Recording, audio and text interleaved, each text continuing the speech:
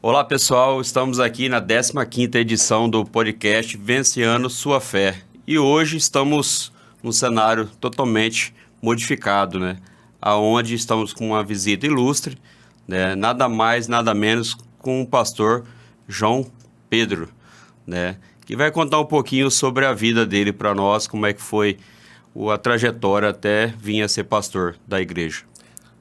Prazer, Flávio. Está do outro lado aqui é um pouco complicado.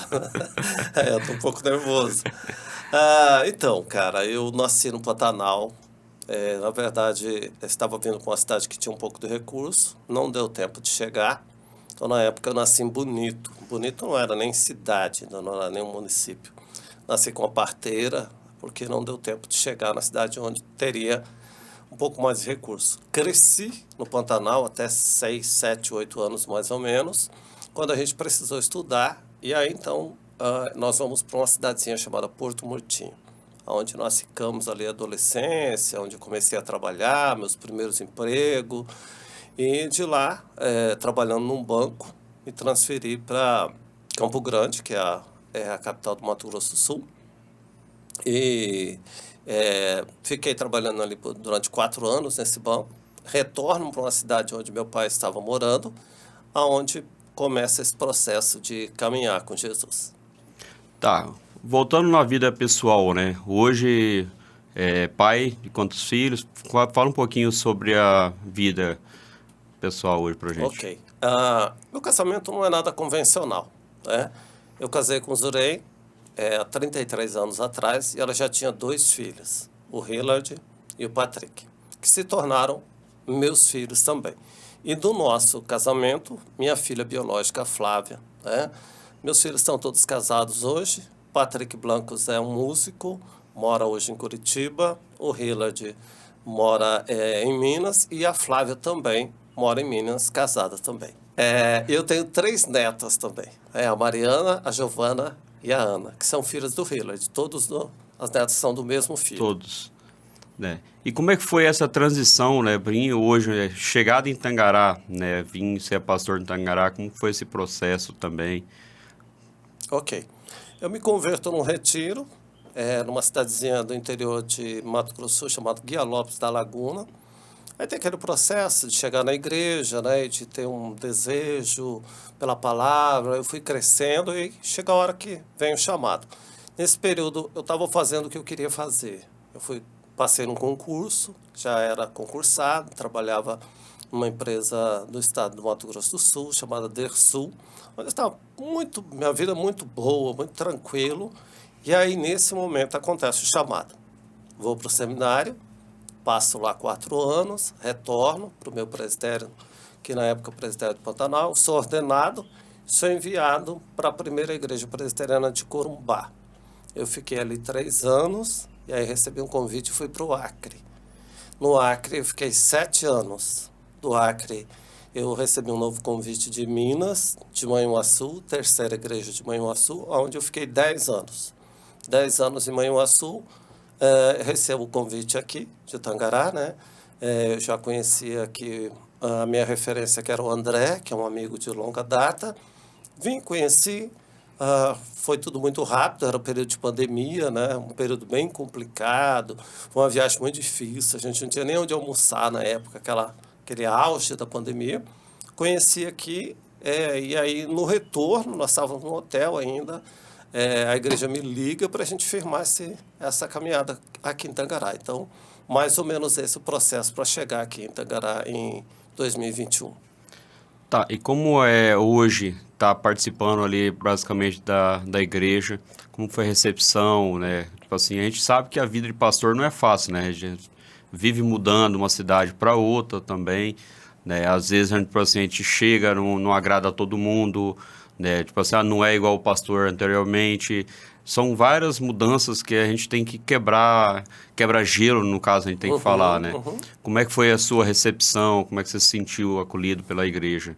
Então, a igreja do Jardim Santiago passava por um processo um pouco traumático, digamos assim, né? A saída do pastor foi um processo meio difícil, E quando você chega no meio de um processo desse, você sabe que não vai ser um processo fácil.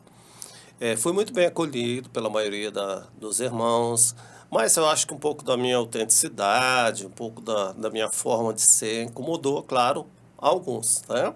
E aí teve um processo natural de adaptação, e hoje eu acho que a gente está bem adaptado, a igreja está bem ajustada, a gente está caminhando, coisas acontecendo, coisas que a gente não tinha, hoje nós temos, e estamos caminhando, estamos andando. Mudou muito o conselho, a tua chegada, por exemplo, foi uma chegada que acrescentou, a chegada de novos presbíteros também, nova configuração ali, né? Então, nós estamos, assim, num momento muito bom, mas a chegada foi aquele momento difícil de transição.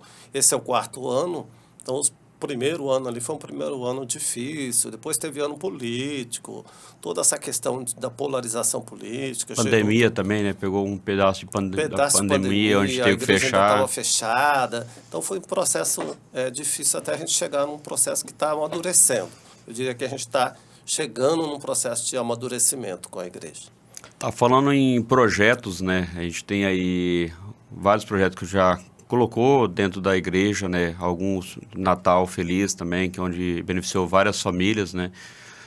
O senhor tem um hobby muito prazeroso, que é o pedalar, né? Alguns querem matar, né? Porque quem chega, por assim, a gente tem o irmão Lucas, né? Até ontem a gente estava brincando e falou assim, rapaz, todo mundo chega, tinha que dar uma pedalada com o pastor para ver se quer ficar na igreja. Né? Muitos vão desistir, né? Mas é bem... Como que é esse hobby, assim, que você faz tempo, né, que já pedala, né? Então, eu cheguei em Tangará e achei bacana para fazer isso, né? A cidade é plana e tal, mas eu tinha ainda uma certa preocupação se ia acontecer. E aí o presbítero Rogério, na época, né, foi o meu incentivador, montou uma bicicleta para mim, a minha primeira bicicleta. E aí eu fui tomando gosto por essa coisa do pedal. E hoje virou uma rotina, né? Hoje a bicicleta é outra, a configuração da bicicleta é outra, mas hoje virou uma rotina. E aí acabei usando isso, né, para um projeto que foi muito abençoador para a vida das famílias que a gente conseguiu alcançar. Como é que foi o desfecho? Era aquilo que você esperava? Superou a expectativa? Então, a gente tinha uma expectativa de abençoar com aquele projeto pelo menos 50 famílias, né? Então, são cestas diferenciadas, você sabe, umas cestas bem elaboradas, e a nossa ideia era atingir no mínimo 50 famílias. Nós atingimos 64 famílias, mais ou menos, então fomos acima da expectativa. Foi muito bom, o trajeto foi muito bom, a equipe que trabalhou com a gente, né? Fizemos o curso em acampamento, né? Aquele negócio foi sensacional, né, cara? Levar esse cara para um acampamento foi assim, o auge da nossa história, né? Então foi uma coisa muito bacana, muito prazerosa, e a gente está pensando agora aí, o que vem aí pela frente, né? Rapaz, já descobri já um pouquinho do trajeto, eu vou falar para você, eu acho que esse ano eu vou ficar de fora um pouco. Aí, tipo assim, aí tem um projeto também hoje, a união dos homens, né? A gente teve algumas mudanças, né? Onde você começou a fazer o café com Bíblia, né? E tem edificado, a gente tem que participar um pouquinho mais aí na casa dos irmãos, né? Por assim, tem muitos irmãos que a gente nem tinha tanto vínculo, né? E acabou se aproximando mais. Uhum. Fala um pouquinho mais desse projeto e qual que é a sua sensação, né?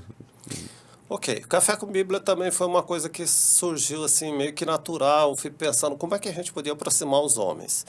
A igreja, as mulheres têm a SAF, funciona muito bem. As crianças da nossa igreja são muito bem assistidas e tem muito trabalho, muito bom. Os nossos adolescentes são muito fortes. O que nós temos de fraco, digamos assim? Os jovens e os homens. Mas os homens, historicamente, na igreja presbiteriana, é difícil de lidar. Então, aí vem essa ideia da gente ter um encontro para homens, e que nós denominamos Café com Bíblia. O que é o Café com Bíblia? A gente se encontra, já tem um livro da Bíblia que a gente está lendo, a gente se encontra, lê aquela porção da palavra, discute ali entre nós, as pessoas falam, os presentes falam, né? E depois a gente tem um tempo de oração. Então, tem sido muito bacana, tem sido muito bacana. A gente precisa atentar para não espaçar muito esses encontros, né? Por conta de agenda, essa coisa, às vezes a gente tem que estar espaçando muito esses encontros. Mas tem sido acima da minha expectativa o Café com Bíblia, assim. As pessoas que aderiram, você, Adailton, que estavam lá no começo, né, super animados, depois foram chegando outros e foram fortalecendo esse projeto que tem sido abençoador. O Gordo falou que no próximo ele vai de novo, tá? Rapaz, o Gordo foi, cara, isso foi, ó, vitória do Café com Bíblia, rapaz. Nós ficou esperando até quase 10 horas da noite, mas ele chegou, entendeu? Chegou. E quais são os projetos futuros, né? Igual falando, já pensando aí nesse ano, beneficiar de novo no Natal, fazer um próximo pedalo, né? Quais são alguns projetos que você fala assim, esse a gente tem que executar na igreja, que acha que seria interessante para aproximar mais, né? Então, esse ano nós tivemos o primeiro retiro, por exemplo. Foi muito bom, né? Até uma iniciativa sua, da Dailton e tal, e Zezinho, o pessoal que se envolveu, foi maravilhoso. Então, já foi uma experiência nova, né? Ficamos esse período uma todo uma nova liderança, né? trabalhando. Trabalhando. Foi muito bom. Então, o retiro já é uma coisa que pode ser repetida, essa experiência, né? O Natal Feliz já é um projeto da igreja, então ele vai acontecer. A forma de arrecadar dinheiro, que nós criamos a ideia do pedal, né? Não sei se nós vamos manter isso, nós vamos criar uma outra forma, mas nós estamos aí. O Natal Feliz vai acontecer. De qualquer forma, nós teremos o Natal Feliz. O projeto dos homens já é uma coisa bem interessante e agora, com a chegada do pastor Wilson, né, a ideia é agregar os nossos jovens, é fazer trabalhos que agreguem eles, que unam eles, que chegue mais gente, que eles encontrem um caminho também ali para fazer um trabalho bacana, porque o restante a gente vê que está funcionando razoavelmente dentro do planejado. Certo. A gente tem as congregações, né, da igreja, né? Hoje, olhando as congregações, a gente tem ali no San Diego, né, no Jardim Califórnia, também, tipo assim, eram umas igrejas que parece que não estava tendo seu auge, não estava crescendo, né? Aí temos aí a missionária Jo, que tá e com a chegada do pastor Wilson, né? O que você analisa depois da chegada do pastor Wilson, da Jo, o desenvolvimento dos trabalhos ali naquela igreja? Mudou, está em andamento? Então, nós tínhamos uma congregação, né, que era o San Diego, que estava muito bem assistida pelo nosso missionário, né, que do Maranhão fazia um trabalho bacana lá, as coisas estavam acontecendo, e no meio desse projeto nosso, de como igreja, chega uma outra congregação, que veio por acaso, digamos assim, parar nas nossas mãos, né, e aí a gente assumiu isso como um desafio, chamamos a missionária Jo, que estava chegando para trabalhar no colégio, e casamos ali uma proposta com ela. A nossa congregação de San Diego precisa de investimento físico, né? As limitações físicas ali da igreja ela é complicada demais. O espaço para congregar, o espaço para você ter uma sala de trabalho. Então, ali é urgente investimentos a mudar o espaço físico. A igreja já do Califórnia é uma igreja com uma boa estrutura, que estava largada, né, que a gente fez já fizemos bons investimentos, agora fez a pintura, está caminhando para colocar o ar-condicionado nas salinhas, então tá andando e o pessoal está bem animado. O pastor Wilson está chegando, ainda a gente vai ver o estilo de trabalho dele, então precisamos de um tempo para ele se adaptar e resolver ali, ele também ter os próprios projetos ali para a gente apoiar a jornada de trabalho desse. Essa é a nossa expectativa. Tá, falando um pouquinho aí sobre a família ainda, né? Seu pai e sua mãe já eram crente ou não? Não. Eu fui o primeiro da minha família. Eu fui o primeiro a me converter. E aí, o papai começou a ler a Bíblia e tal. Teve um culto na cidade dele que eu vim e eu preguei. E naquele dia eu fiz um apelo. Meu pai foi à frente, cara. Foi à frente Isso foi um momento, assim, muita marcante emoção da minha vida, né, cara? Mamãe ficou resistente um período, depois ela se converte também. E aí meu pai, no final da vida dele, depois que ele se aposentou, eu chamei ele para trabalhar como evangelista. Eu estava no Acre, e eu era responsável pelo presbitério, e tinha uma congregação que não achava evangelista de jeito nenhum, uma pequena cidade que fica ali entre Rondônia e Acre, chamada Extrema. Não sei se você já passou, não sei se você já foi lá, você já passou por lá. Não, eu sei mais ou menos onde é ali, mas não, ir no local ainda não. Então, é uma cidade assim, também bem difícil, que ficou ali meio que abandonado pelo estado de Rondônia, meio abandonado porque o Acre também não pode atender e tal. E era uma situação muito difícil. E meu pai foi para lá para trabalhar, ficou apaixonado pelo local, fez um trabalho bacana. E no meio dessa trajetória ele tem uma enfermidade, um câncer, né? Passa por um período longo de sofrimento e aí o Senhor colheu ele. E foi um período também bem difícil para a gente. É. No início, né, quando o senhor veio, eu lembro que o senhor chegou a almoçar, né, na casa do pastor Marco, né, e geralmente ele fazia a recepção ali dos irmãos, né, como que era a vivência sua com o pastor Marco, né? Então, cada lugar que a gente vai, sempre tem alguém que está ali há mais tempo, né? A gente até brinca, tem uns caciques assim que já mandam ali na região, né? E em alguns lugares é difícil essa convivência, porque os caras não dão espaço, tem um pouco de medo na situação. Pastor Marcos foi um cara super abençoador, assim. Eu cheguei, tive a oportunidade de conhecer ele, fomos lá, almoçamos lá com vocês todos, né? E aí eu comecei a conversar com ele, apresentei o projeto para ele na época do projeto dos jovens, né, que a gente ia fazer lá no colégio. Prontamente ele abriu as portas, foi um apoiador. Tive a oportunidade de fazer uma viagem com ele, que foi uma viagem graciosa, né? Fomos ali para São José do Rio Claro, muito, muito abençoador, e a morte dele trouxe um prejuízo imenso para o nosso trabalho aqui na região. Assim, a gente ainda sente muito essa ausência, ficou um vazio, assim, que parece que a gente não encontra ainda alguém que preencha esse vazio, né? A história dele com o colégio, um cara sensacional. Poucas vezes, porque eu mudei bastante, né? Sim. Fui para Corumbá, depois fui para o Acre, conviver com as pessoas que são, né, influentes ali. Em Minas tem muito disso, as pessoas querem manipular um pouco a sua história, e aqui não, aqui foi um cara crente. Eu encontrei um homem de Deus, um cara crente, fantástico. Ele, a dona Cláudia, os meninos, né? E você tem a oportunidade de fazer parte dessa família. Um cara que só abençoou minha vida, assim, que foi gracioso conhecer, conversar, estar com ele, né? E ver a trajetória dele, assim, é admirável. É um cara que realmente foi aquele privilégio, aquelas coisas que você tem de encontrar alguém que você se alegra de estar perto, né? E ele foi esse cara, assim, fantástico. Edifica todo mundo, né? Eu, mais que ninguém, né? Além de genro, né? Ele fez parte basicamente de toda a história também dentro da igreja, né? E faz uma falta imensa. Né? E igual você falou, o bom é que todos os lugares que você vai, que quando falam Pastor Marco, todo mundo só tem, né, elogios, né? E sente muita falta. E pensando agora no projeto aí hoje, né? Vivenciando Sua Fé, também que é um podcast aí que você começou a idealizar com o Edson, né? Uhum. Qual que é a sensação tá do outro lado hoje, né, do microfone, né? Sem ser fazer entrevista, né? Ser o entrevistado, né?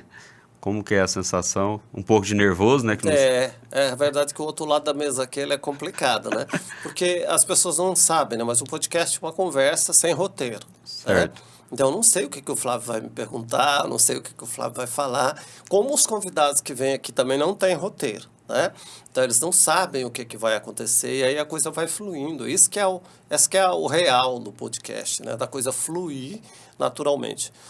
Estamos com uma boa visualização no nosso podcast, acho que pode evoluir aí Sim. com a caminhada, né? Então, foi uma ideia que eu propus. Outro cara, rapaz, que é bom, é o tal do Edson, viu? Ele vai fazer também o podcast. Ele vai fazer o Vai. podcast. O pessoal precisa conhecer esse cara, velho. Ele é top, rapaz. O pessoal conhece como gordo, né? Precisa conhecer o Edson, porque, assim, tudo que eu proponho, todo desafio que eu proponho para esse cara, ele aceita, cara. Propôs o desafio lá do Natal Feliz da bicicleta, né, do pedal, ele foi, mesmo contra as características dele, né? Não é característica dele acampar, tomar ferroada de mosquito lá, não é isso, O né? médico tomou cuidado com ele. Ele foi, né? E aí eu propus a ideia do podcast, prontamente ela atendeu e oferece o melhor para a gente, as câmeras, o cenário, né? Foi preparado com tanto carinho. O pessoal acho que não tem noção do tanto que esse cara abençoou o reino de Deus e o tanto que ele é bacana. E aí o pessoal precisa conhecer ele, cara. Nós temos que fazer um Não, podcast com ele. e, tipo assim, participa muito do grupo de louvores, né, da igreja, né, da parte do som também, né? Então, hoje a sonorização, basicamente, a gente tem o apoio dele aí, que tem auxiliado imensamente a igreja, né? Mas E, os meninos, né, que tocam, a sim, Branca, e que é a parte bonita da família é a Branca, né, cara? E aí, né, tem os a meninos Branca ali pediu que... para não deixar judiar muito dele, né, nessa gravação, mas a gente tentou, né? Os Pernilonga ajudou ele mais do que a gente, né? E falando um pouquinho sobre Bíblia, né? Eu, tipo assim, como presbítero, eu falei que eu tenho algumas certas limitações ainda, né, para localizar na Bíblia, né? Fala um pouquinho para nós aí, basicamente, um livro que você gosta aí do Velho Testamento, um do Novo e um versículo que é um que te toca o coração toda vez que você fala nele. Rapaz, Flávio, essa é uma pergunta que para mim é difícil, sabe? Para todos, né? Tipo assim, Porque assim, o Velho Testamento, eu gosto muito dos profetas menores. Os profetas menores eram um grito contra toda a injustiça que estava havendo naquele momento. Então, se eu acho que eu vou ficar por ali. Eu acho que Ageu é um livro que eu sou muito apaixonado. Ageu é um profeta que é chamado do campo. E tem uma hora que o pessoal está batendo nele, está mandando ele ficar quieto. E ele diz assim, olha, eu não tenho compromisso com vocês. Eu sou boiadeiro e caçador de sicômoro e eu só falo o que Deus me mandou falar. Esse negócio me arrepia, assim, de uns caras com uma coragem fantástica. Você tem Jeremias, você tem Isaías, mas eu ficaria assim, como só tem que escolher um, né? Eu ficaria com Ageu, com Ageu. assim.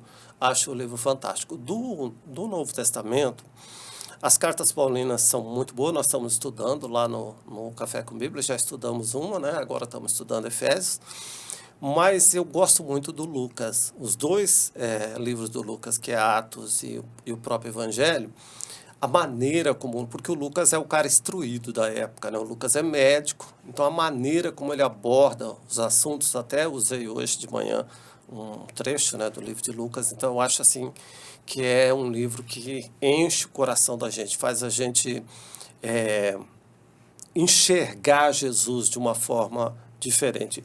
Ele é posterior a Marcos e Mateus, mas ele enxerga com uma paixão muito grande o Evangelho. Então eu ficaria com Lucas. Para versículo, eu estou numa fase de decorar um versículo de cada livro da Bíblia. Eu lembro desse desafio. Aí eu tô ali por Reis ali, que fica uma fase difícil de achar um versículo ali. Mas eu tenho um versículo que fez parte do período do seminário, que foi uma fase muito difícil, pouco recurso, pessoas que prometem caminhar com você e não caminha. E aí eu tinha uma casa na época, né? Eu vendia minha casa e tinha um emprego, era concursado, larguei o concurso, larguei tudo, né? E aí teve a fase que os recursos não chegaram, eu tinha comprado um Fusca, que era o carro da época, tive que vender o Fusca e separar ele em meses, assim, do meu custo fixo, né? E fui comendo, literalmente comi o Fusca. Aí eu não tinha mais casa, eu não tinha mais Fusca, eu não tinha mais emprego, eu só tinha Jesus, cara. E aí minha Azurei estava grávida da Flávia. A Flávia nasce no período do período do seminário, então não tinha nada. E aí eu tive que aprender a verdade de um versículo que é Salmo 37:5. Entrega teu caminho ao Senhor, confia nele e o mais ele fará. Acho que dá tempo de contar uma experiência. Pode? A gente não tinha nada, a Azurei estava grávida, a gente não tinha nada para a Flávia, não tinha roupa, não tinha absolutamente nada. A gente não tinha como comprar porque não tinha recurso. E uma manhã, o meu portão era daqueles metalão, tinha alguém batendo, né? E aí tinha alguém lá e eu fui lá, abri a porta, era um presbítero da igreja que me enviou, o Dr. Rafael Donha, e ele estava numa caminhonete. Cara, e ele trouxe tudo. A igreja se reuniu, nasceu uma menina um pouquinho antes da Flávia, e aí assim vieram roupas de marca, vieram sabonete, fralda, carrinho, né? Tudo que você imaginar que uma criança precisa, Deus mandou assim de maneira sobrenatural, eu diria, né? Então aquilo foi um negócio assim extremamente emocionante, quer saber que Deus cuida de cada detalhe da vida da gente. Então lá eu aprendi o que que é: entrega o teu caminho, confia e o mais ele fará. Porque eu só tinha isso. Cheguei na fase da vida que eu não tinha mais nada, desconstruí a minha vida para entrar no ministério, e aí era só dependência ali e nada mais. E esse versículo, na prática, fez diferença para mim. Você tinha alguns trabalhos que você também fazia com dependentes químicos também na região onde o senhor já frequentou, né? Acho que é interessante a gente pontuar isso, essa vivência na sua vida, né? Para, às vezes, quem está passando por isso, né? Precisar de um Uhum. auxílio também, de buscar uma ajuda, né? Quando eu fui para o Acre, eu tinha uma outra perspectiva de ministério. Eu queria uma outra área. Eu era meio bobinho, meio infantil. Achava que eu ia virar presidente de presbitério, essas coisas bobas, né? E aí, isso foi meio que desconstruído na minha vida. Quando eu for para Manhuaçu, eu queria ser conhecido pelos moradores de rua. Então eu comecei a conviver com eles, sentar com eles, comer com eles. E aí muitos deles são usuários, né? Então a gente viu muita coisa acontecer, Deus fazer milagres assim incríveis, transformações incríveis com pessoas da prostituição, de rua. Então foi um período assim que mudou a minha maneira de enxergar esses caras. Que tem gente que diz, vagabundo, tá na rua, não sei o quê. E assim, tem gente com história que tá ali, né? Que passou por traumas, por dores. Então, saber conviver com eles é algo que muda a vida da gente. Aqui eu tive a oportunidade de levar um rapaz, né, para Goiânia, saímos daqui, levamos, infelizmente não fomos bem sucedidos, ele acabou retornando, mas assim, é uma coisa que faz o meu coração ficar vibrando, é cuidar desse pessoal, é sentar com eles, é escutar eles, é humanizar eles, que essas são pessoas que a sociedade não se importa, são gente invisível, né? Que as pessoas passam por cima e não enxerga. Então, eles iam para minha casa a qualquer hora da madrugada, pediam comida, cuidei assim, com tudo que eu tinha, com recurso financeiro, com recurso de tempo, com técnicas que Deus foi dando. Aí veio a psicanálise, que ajudou bastante também nesse processo. Então, foi uma fase ministerial que foi muito produtiva nesse sentido de ver o outro lado dessas pessoas, de saber que eles são humanos, pessoas, gente, né? Que tem necessidades igual a gente, mas que tem uma visão de mundo que é totalmente diferente da gente, né? Eles não têm horário, hora de comer dele é a hora que dá fome, a hora que dormir é a hora que dá sono. Então, Agora que alguém doa alguma coisa para eles comerem, né? quando tem, quando doa, né? Geralmente o pessoal dá resto, dá lixo para que eles comam, porque a sociedade trata eles como lixo, né? Saber que eles são gente foi algo extraordinário. Mudou minha vida, assim. Mudou totalmente a minha perspectiva de vida, esse trabalho com gente de rua. E é um trabalho assim que a gente não dá muito valor, né? Porque muitos ali precisam justamente ser escutado, né? Às vezes está com falta de um abraço, não tem o apoio nem da família, né? E perante as cidades, muitos querem se desfazer, mandar para outra localização, às Uhum. vezes dar uma passagem, né? Para mandar para outra cidade. Daí, é igual a gente fala assim, se você começa a trabalhar isso neles, né? Então, ele acaba não sendo mais morador de rua, né? E usar droga também, né? Acaba... E Flávio, assim, ó, sabe o que que eu aprendi? Que aqueles caras eram eu, se não fosse a graça de Sim. Jesus, sabe? Cara, se não fosse Jesus, cara, eu tava lá, era eu. Aqueles cara eram a minha história se Jesus não tivesse realmente alcançado e mudado a minha história. Então é muito tocante isso. Isso é uma parte que ainda mexe emocionalmente comigo demais, assim. Eu amo esses caras, assim. Faço tudo para defendê-los, para cuidar. Se eu ver alguém agredindo um morador de rua, vai ser uma coisa que me tira do centro, assim, totalmente, porque que acho absurdo a maneira como a sociedade trata com eles, né? Tá, chegando no final da entrevista, né? Convida o pessoal, né, para conhecer a igreja, fala um pouquinho sobre a igreja, os horários do culto, né, e agradecer, né, aceitar essa troca de lugares, né? Para nós aí foi uma honra tá aqui entrevistando. Pode ir. Gente, a Igreja Presbiteriana do Jardim Santiago, uma igreja acolhedora, é uma igreja que está procurando viver o evangelho genuíno, verdadeiro, simples.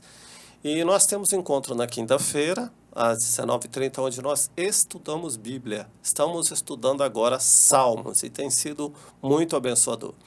Temos a nossa escola bíblica dominical, com todas as classes, para todas as idades, 9h da manhã, e o nosso culto, 19h30. E vai ser um prazer te receber ali na Igreja Presbiteriana do Jardim Santiago, né? Temos o nosso encontro para homens, uma sexta sim, uma sexta não, ou seja, a cada 15 dias. Na próxima sexta tem encontro de homens, né? Vamos fazer na casa do Edson, né? Para reforçar aí a presença dele, né? Nessa ele vai, ele Nessa falou. ele vai, né? Então tem sido prazeroso também esse encontro de homens, uma sexta sim, uma sexta não, a cada 15 dias, e você é super convidado. Que você possa ter experiências vivas de fé, experienciar sua fé. Isso é para a glória de Deus. Amém. Bom, e você que não conhece o podcast Vivenciando Sua Fé, convidamos aí a vir apoiar financeiramente, né, ser um patrocinador, né, também desse projeto, que tem edificado várias famílias, né? Você que não assistiu, te convido a assistir os vídeos que já tem publicado e venha fazer parte desse podcast.